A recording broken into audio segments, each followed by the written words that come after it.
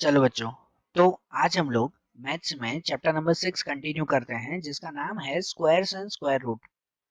देखो, इस चैप्टर में कल हम लोग एक्सरसाइज 6.1 देख रहे थे ना, कि जिसके अंदर सबसे पहले हमने स्क्वायर और स्क्वायर रूट के बारे में समझा था, उसके यूनिट डिजिट का लॉजिक हमने देखा था।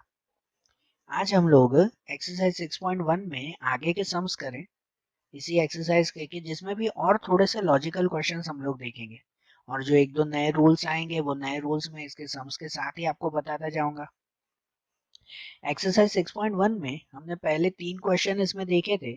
आज हम लोग इसमें क्वेश्चन नंबर 4 से शुरुआत करें। कि अब क्वेश्चन नंबर 4 में ऐसा है कि observe the following pattern and find the missing digit. यहाँ पर आपको ये कुछ पैटर्न दी गई है, बराबर, ये कुछ पैटर्न दी गई है और उसमें ये जो फिल इन द ब्लैंक है ना, वो ब्लैंक हमें कंप्लीट करनी है। अब ध्यान से समझो ये पैटर्न कैसे है, कि जैसे पहले में दिया हुआ है 11 स्क्वायर, तो 11 स्क्वायर होता है 121। 11 का स्क्वायर पता है ना, 11 मल्टीप्लाई 11 तो 121 होगा। उसके बाद दिया हुआ 101 का स्क्वायर, तो उसका स्क्वायर हो जाता है 10201। उसके बाद दिया हुआ है 1001 का स्क्वायर, तो उसका स्क्वायर हो जाता है 1001 मल्टीप्लाई 1001, तो वो हो जाता है 1002001। तो उनके हिसाब से ये 1,01,000 का स्क्वायर और ये 1,01,00,000 का स्क्वायर, इसका स्क्वायर हमें फाइंड करना है। तो ये कैसे, सीधा लॉजिक देखो कि देखो पहले 11 का स्क्वायर था ना, तो वो 121 था।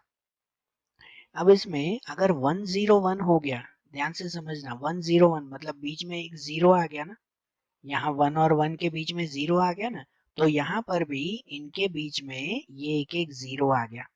121 के बीच में क्या आ गया, एक एक जीरो आ गया कि नहीं। ये 10201 है तो वही 121, लेकिन बीच में एक एक जीरो लग गया क्योंकि यहाँ पे एक जीरो था। ये पैटर्न ही तो हमें देखनी है ना। फिर दूसरे में देखो कि यहाँ पे 001 है, 1001 स्क्वायर, यहाँ पे दो जीरो आ गए, तो यहाँ पे भी देखो 1 और 2 के बीच में कितने जीरो आ गए, दो जीरो। फिर ये भी 2 और 1 के बीच में कितने जीरो आ गए, दो जीरो आ गए ना। समझ गए, ये पैटर्न समझ में आ रही है ना, कि यहाँ पे अगर 10 था तो ये 121 के बीच में भी ये 110 आ गया। यहाँ पे अगर बीच में दो जीरो आ गए तो यहाँ पे भी 121 121 के बीच में दो दो जीरो आ गए। तो उसी तरह से अब यहाँ देखो कि अब यहाँ पर इस नंबर में बीच में कितने जीरो हैं, चार जीरो हैं। तो चार जीरो हैं तो इसका मतलब यहाँ पे 1 और 2 के बीच में कितने जीरो आ जाएंगे, चार जीरो आ जाएंगे ना, चार जीरो। और ऐसे ही ये 2 और 1 के बीच में कितने जीरो आ जाएंगे, चार जीरो यहाँ पे भी आ जाएंगे कि नहीं। समझ आई बात। और उसी तरह से यहाँ पे 1 और 1 के बीच में देखो कितने जीरो है, तो यहाँ पे 6 जीरो है, 6 जीरोस है ना। तो इसका मतलब यहाँ पे भी कैसे लिखा जाएगा कि 1, उसके बाद 6 जीरोस बनाए जाएंगे। मैं एकदम छोटा लिख रहा हूँ, जस्ट 6 जीरोस, फिर 2, फिर जो है वो 6 जीरोस बनाए जाएंगे। होगा कि नहीं, कि 2 के बाद भी जो है वो 6 जीरोस और आखिरी में फिर 1। तो ये पैटर्न के हिसाब से जो मिसिंग डिजिट कंप्लीट करने हैं वो ऐसे कंप्लीट करने होंगे ना। समझ आई बात, जैसे प्रॉपरली ये लिखा जाएगा। ठीक है, ये जस्ट आंसर हुआ कि पहले तीन तो आपको दिए हुए ही थे, कि इसमें अगर यहाँ चार जीरो थे तो ये 1 और 2 के बीच में भी चार जीरो, और ये 2 और 1 के बीच में भी कितने आ जाएंगे, चार जीरो आ जाएंगे। ऐसे होगा ना। वैसे ही यहाँ पर बीच में अगर 6 जीरो हैं तो यहाँ पर 1 और 2 के बीच में भी ये 6 जीरो, और 2 और 1 के बीच में भी 6 जीरो हो जाएंगे। समझ आई बात। ये पैटर्न जो हमें फाइंड करना था वो पैटर्न समझ में आ गया ना, कैसे ढूंढना था। ठीक है, जब भी ऐसा पैटर्न हो ना तो वो लॉजिकली होता है, इसके कोई परफेक्ट रूल्स नहीं है। ये रूल्स समझो इसी इसी टेबल में से, इसी नंबर्स में से ये रूल खुद बनाने होते हैं। उसी को ही तो पैटर्न, उसी को ही तो लॉजिक कहते हैं ना। ठीक है, ऐसे ही देखो कि इसमें क्वेश्चन नंबर 5 दिया हुआ है। क्वेश्चन 5 ऐसा दिया हुआ है कि observe the following pattern and find the missing digit. इसमें भी ऐसा ही पैटर्न ढूंढना है। अब यहाँ देखो कैसे दिया हुआ है, कि पहला दिया हुआ है 11 स्क्वायर 121, वो तो हमें पता है ना। दूसरा 101 का स्क्वायर, अब देखो 11 के बीच में एक जीरो आ गया, तो यहाँ क्या हो गया 10201, तो 1 to 1 के बीच में भी जीरो आएगा ना।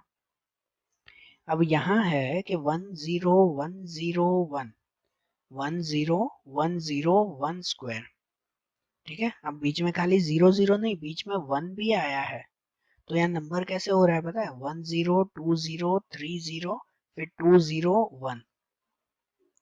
पैटर्न समझ में आई? पैटर्न ऐसा हुआ कि यहाँ पर अगर पूरा देखो तो ये 111 कितनी बार है, ये 11 कितनी बार आ रहा है, 3 बार आ रहा है ना। तो अगर 3 बार आ रहा है ना, तो लॉजिकली ऐसा करेंगे कि यहाँ पर 10 20 30 ये 3 बार, और फिर उल्टा चलेंगे, 30 के बाद फिर 20 और फिर 10, आखिरी में 0 नहीं लिखते, आखिरी में सिर्फ 1।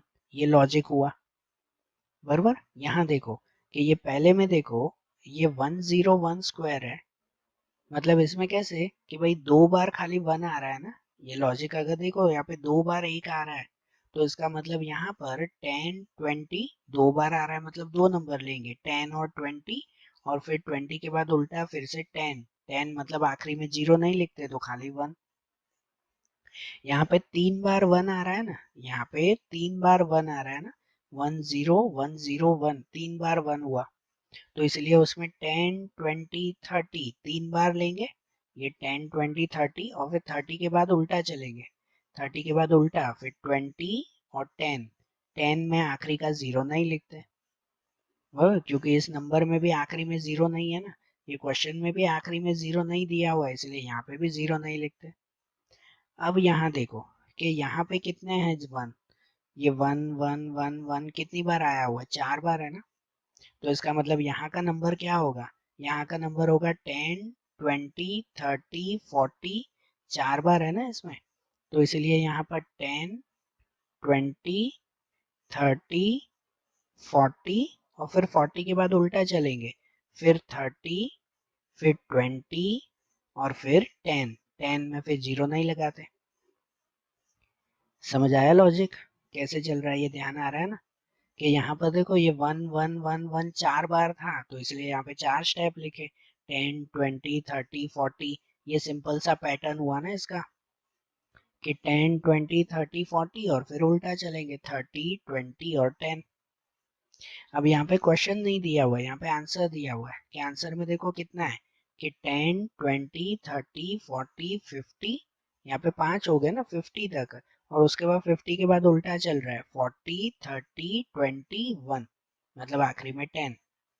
तो यहाँ कहाँ तक चला, 10 20 30 40 50 तक, 50 तक मतलब यहाँ पे 5 बार एक 1 आएगा ना, 5 बार आएगा ना ये 1, मतलब ऐसे होगा ना 10 10 10 101, तो ऐसे 5 बार हो जाएगा कि नहीं उसमें।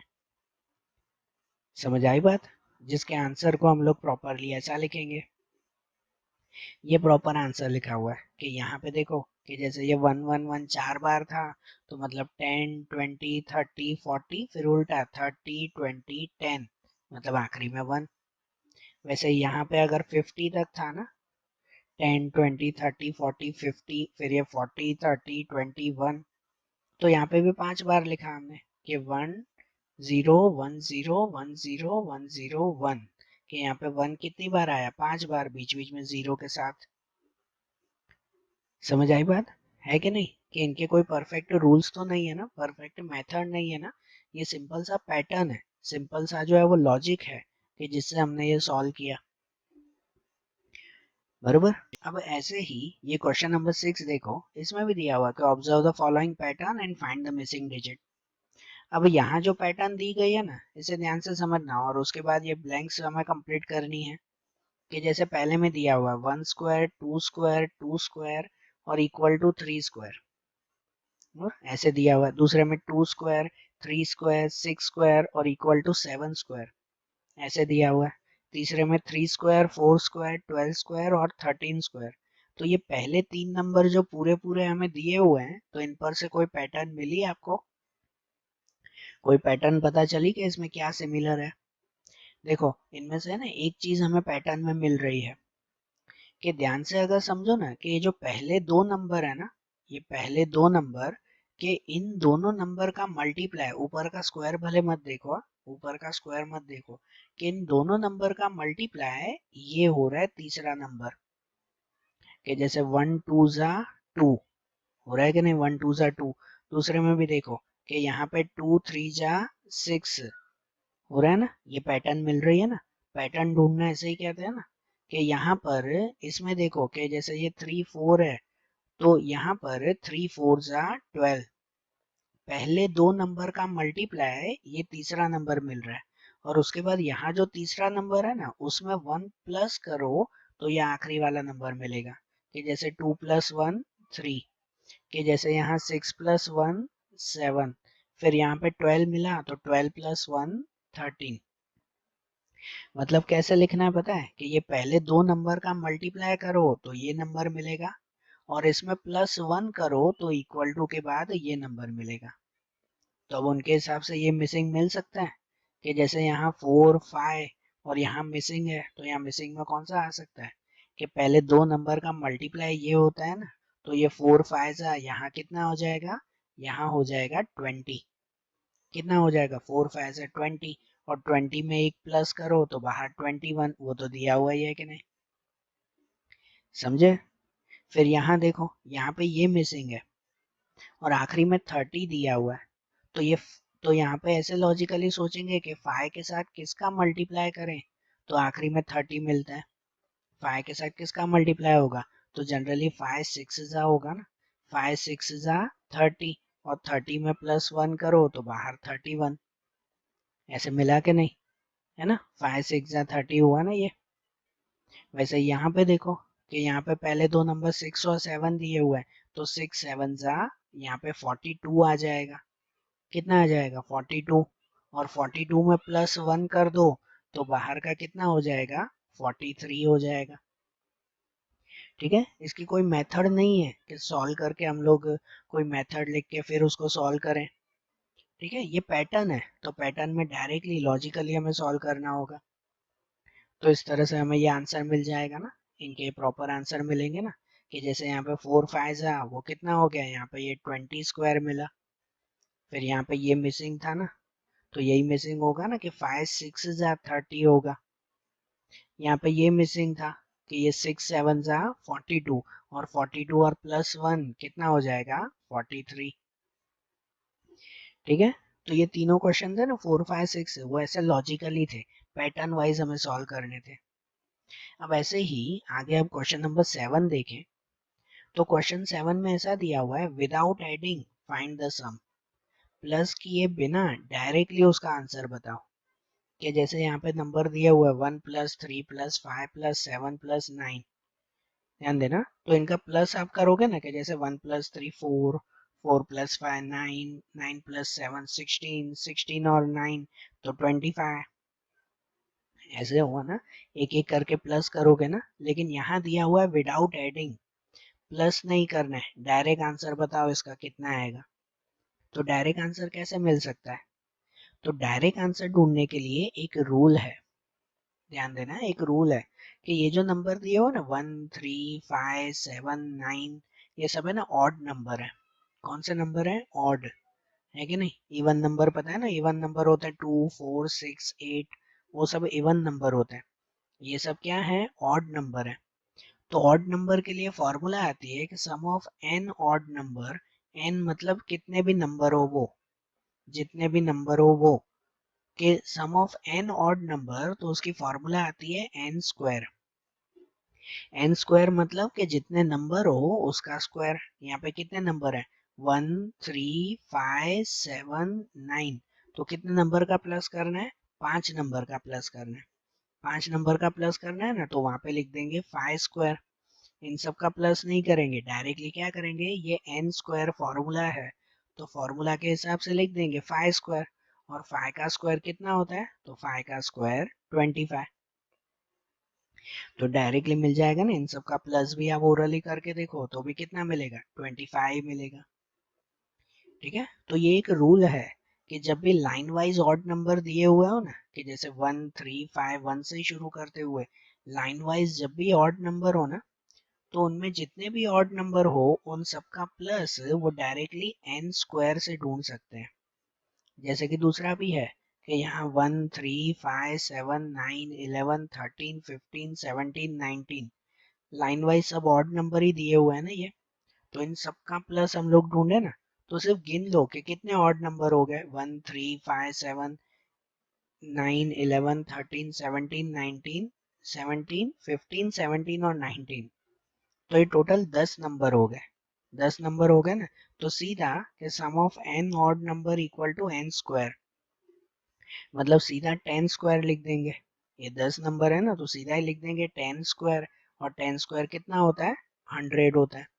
मतलब इन सब का आप लोग प्लस करके देखोगे ना, रफ में क्रॉस चेक करना हो तो प्लस करके देख लेना कि इन सब का प्लस वो हो जाएगा 100।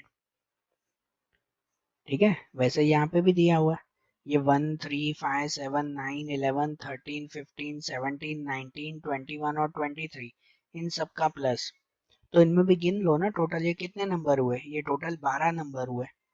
तो इन सब का अगर प्लस करना है तो टोटल खाली 12 का स्क्वायर 12 का स्क्वायर कर दो, सीधी फॉर्मूला ना, सबका अलग अलग प्लस करने की जरूरत नहीं है, सीधा 12 स्क्वायर, और 12 स्क्वायर कितना हो जाएगा, 144 हो जाएगा।